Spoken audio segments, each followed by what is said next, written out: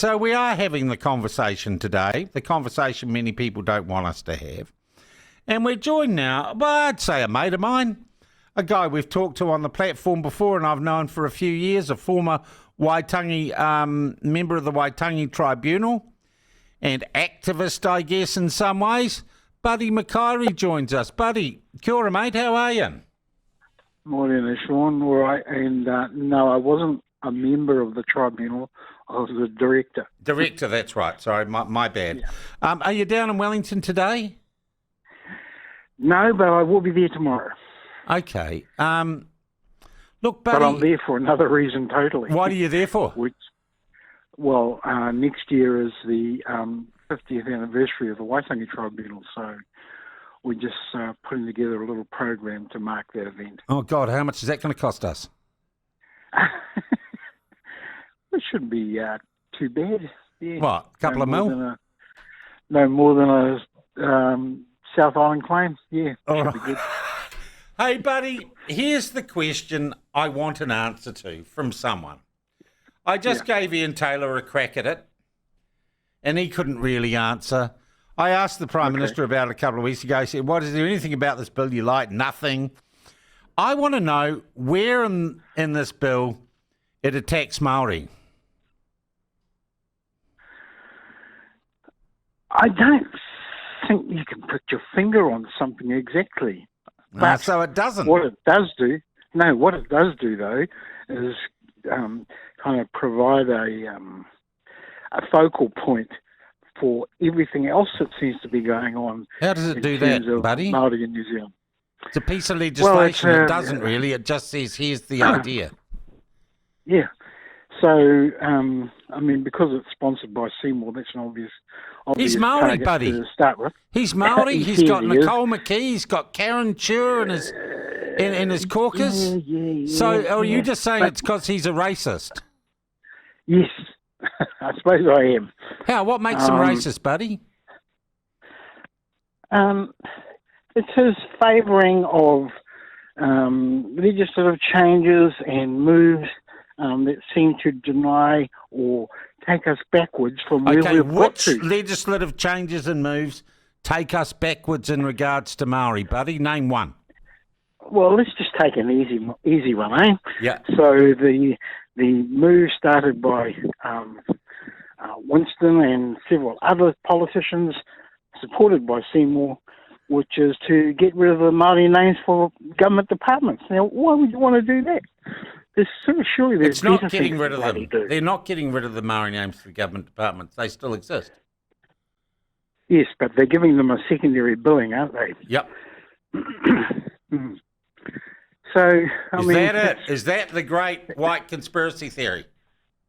No, but that's just an indication of where it's all going. It's very, very minor indication.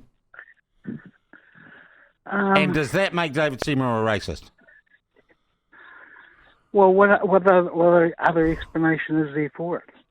Well, I don't know. You tell me. You tell me what's racist about the Treaty Principles Bill. It attacks something that's been in place for... What? Well over 50 years now. What?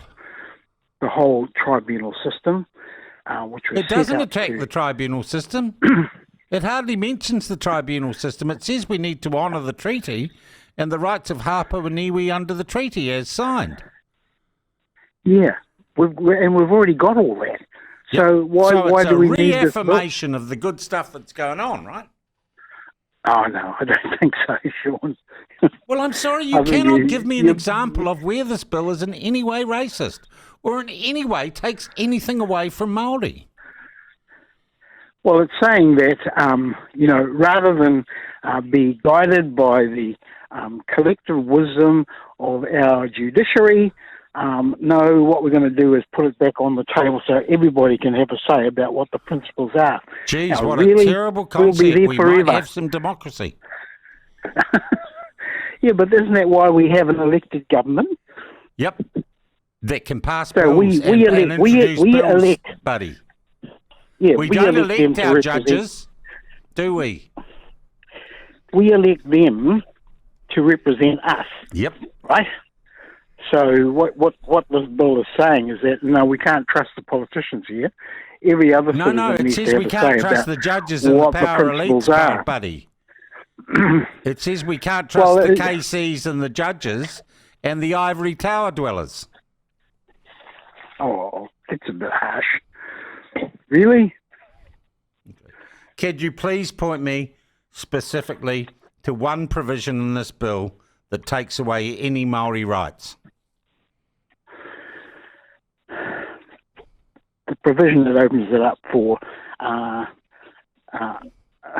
what do you want to call it? Citizens to have a say about what the principles are. So the thing you are most scared about is not taking away of Maori privilege, but the empowering of the entire population. No, but when you look at how people vote, you can see that there'll be a concerted move by people like Hobson's Pledge, for example, to make sure that when that comes along, there'll be hell to pay. Well, can you just be a bit more specific then? There'll be hell when that comes along. There'll be hell to pay. Well, I'm probably overstating the case a little bit, but when that comes along, I think you'll find those organisations making sure that their view, their perspective is the one that's taken into account. No, that's just called a contest of ideas, buddy. That's called freedom of speech, buddy. Well, call it what you will, Sean. That's my view. But it's not, your view isn't in any way supported by facts, buddy. Well, it's the perception, isn't it?